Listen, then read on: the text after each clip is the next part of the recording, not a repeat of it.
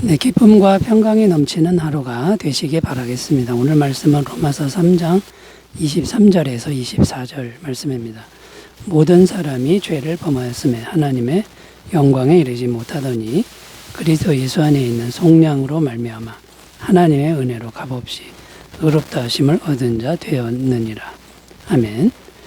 자, 오늘 말씀의 내용은 예수님을 믿음으로 주시는 하나님의 의가 어떤 것인지를 설명하고 있는 내용입니다.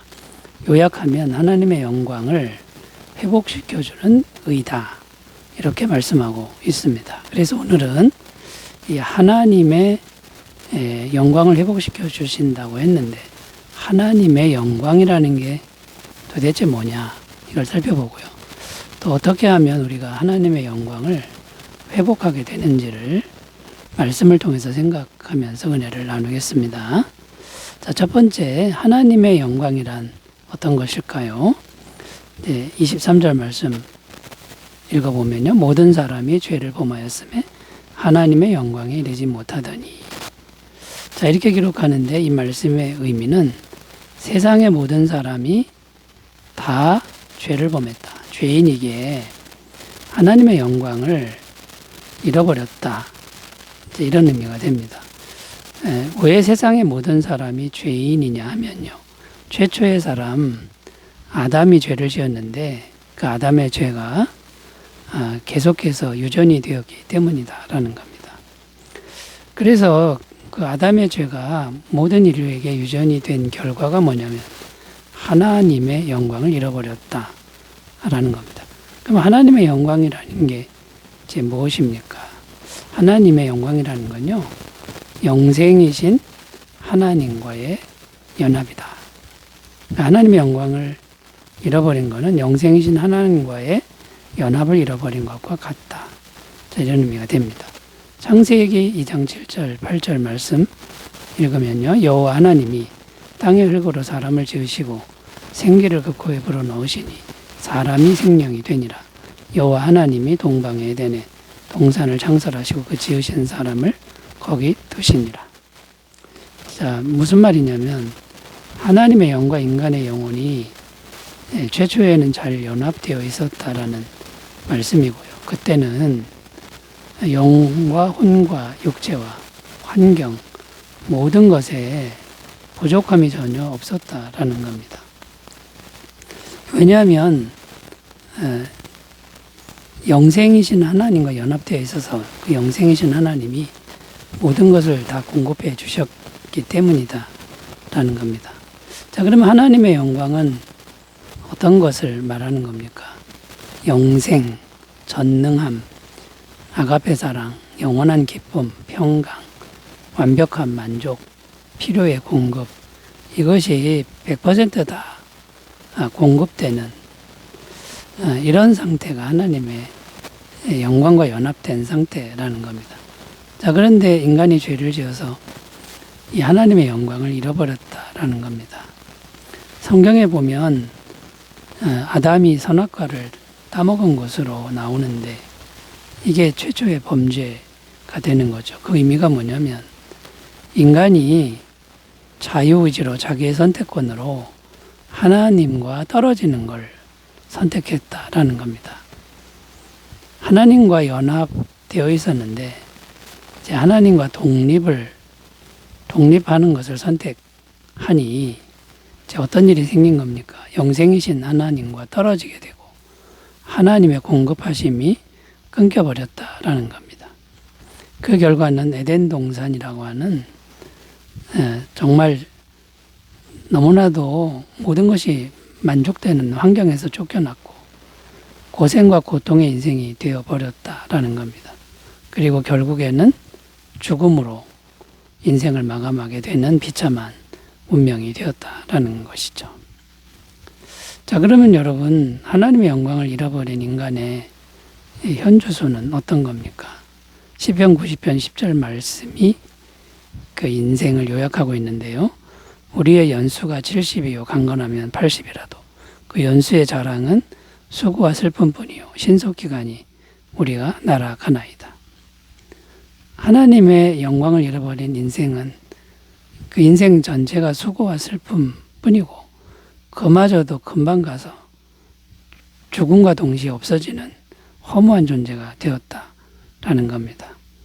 창세기 3장 19절입니다. 내가 흙으로 돌아갈 때까지 얼굴에 땀을 흘려 먹을 것을 먹으리니 내가 그것에서 취함을 입었습니다. 너는 흙이니 흙으로 돌아갈 것이니라 하시니라. 자, 여러분, 하나님의 영광은 영생입니다. 영원한 생명인데 부족함이 전혀 없는 하나님, 그분과의 이제 연합이라는 거죠.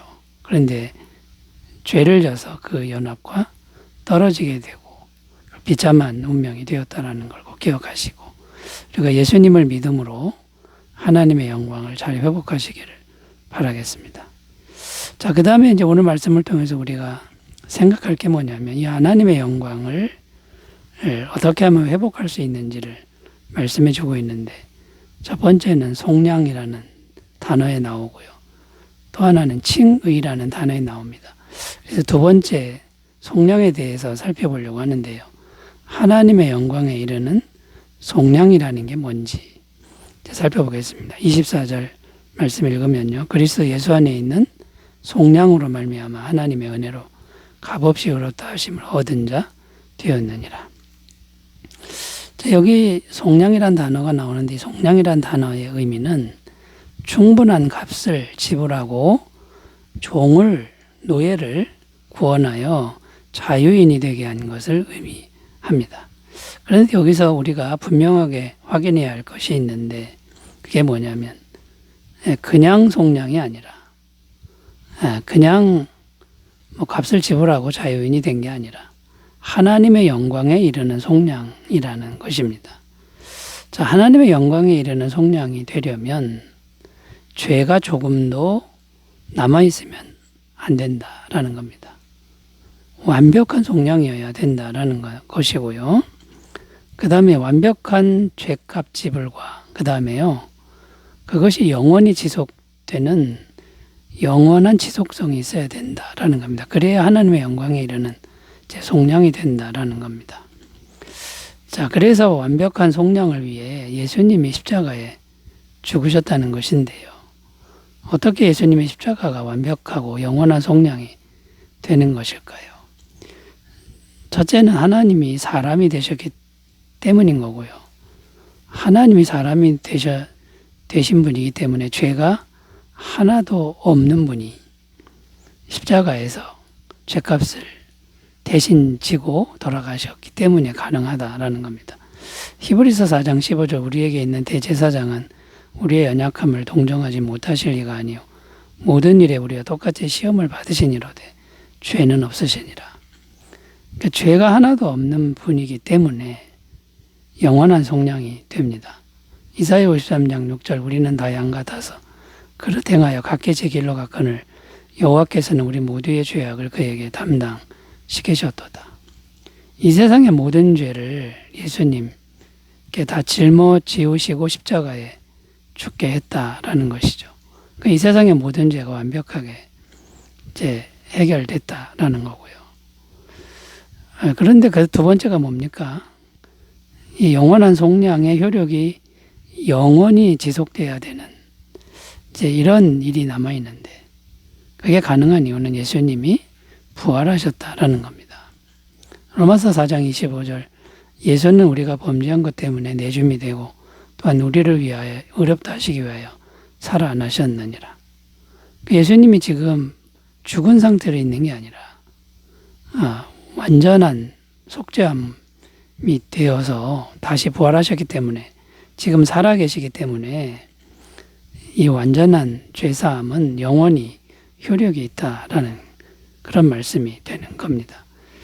히브리서 9장 26절에 이제 이런 것을 잘 설명해 놓고 있는데 그리하면 그가 세상을 창조한 때부터 자주 고난을 받았어야 할 것이로되 이제 자기를 단번에 제물로 드려 죄를 없이 하려 하시려고 세상 끝에 나타나셨느니라.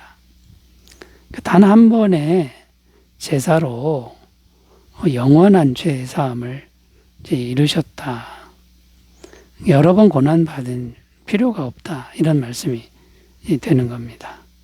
자, 그런데 하나님의 영광에 이르는 이 속량을 우리 것으로 만들기 위해서는 중요한 게 뭡니까? 믿음이라는 겁니다. 믿어야 그 속량이 내 것이 된다라는 것이죠. 사도행전 2장 38절 베드로가 이르되 너희가 회개하여 각각 예수 그리스도 이름으로 세례를 받고 죄사함을 받으라 그리하면 성령의 선물을 받으리니. 여러분, 예수님 믿고 죄사함을 늘 받으면 영원히 지속되는 이 진리를 믿으시기를 바라겠습니다. 자, 세 번째로 가보겠습니다. 세 번째, 칭의에 대한 건데요. 하나님의 영광에 이르는 칭의란 또 무엇일까요?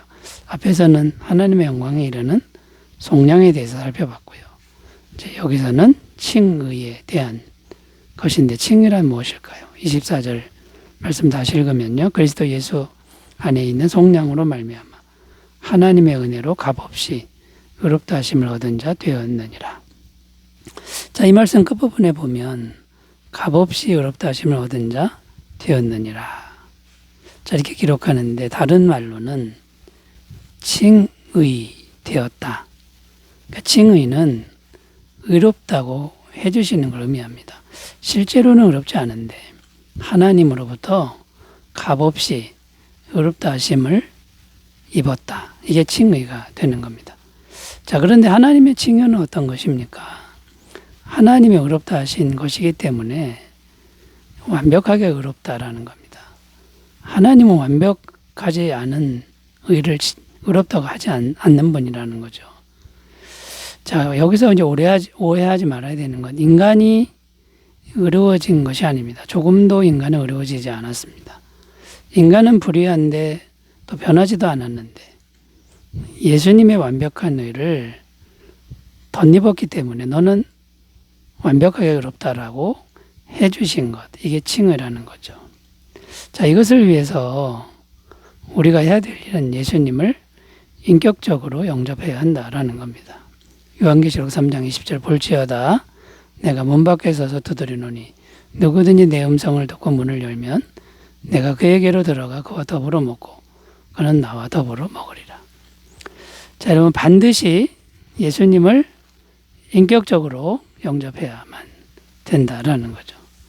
또 예수님을 통해 천국의 모든 것이 공급되는 걸 믿어야 한다라는 겁니다.